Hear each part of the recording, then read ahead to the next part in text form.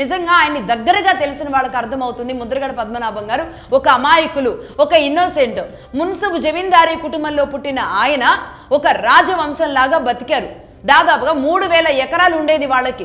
అలాంటి ముద్రగడ పద్మనాభం గారు ఆ తర్వాత దానిని అనేక రూపాలలో అన్ని రకాలుగా పోగొట్టి దానిని ఇప్పుడు 300 ఎకరాలకు 30 ఎకరాలకు తీసుకొచ్చారు అని చెబుతూ ఉంటారు.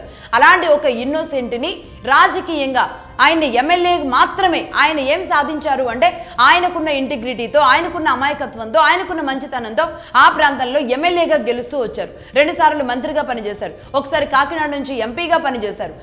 రాజకీయంగా తనకంటూ ఒక ముద్ర వేసుకోగలిగారు. కానీ ఏ కాపు రిజర్వేషన్లు, ఏ కాపు అంశాలనైతే ఆయన ప్రధాన అంశాలుగా ఇన్నేళ్ల పాటు పోరాటం చేస్తున్నారో వాటిని మాత్రం సాధించుకోవడంలో సక్సెస్ కాలేకపోయారు.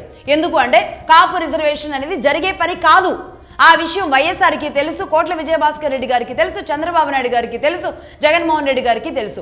అయినా సరే ముద్రగడ పద్మనాభం గారిని మధ్యలో పెట్టి కాపుల ఓట్ల కోసం ఆడిన ఆట ఆనాడు వైఎస్ రాజశేఖర రెడ్డి, ఆ తర్వాత జగన్మోహన్ రెడ్డి ఇద్దరూ కలిసి ఆడి అమాయకులుగా తయారు చేశారు అని నేను ఎన్నోసార్లు చెప్పుకుంటూనే వచ్చాను.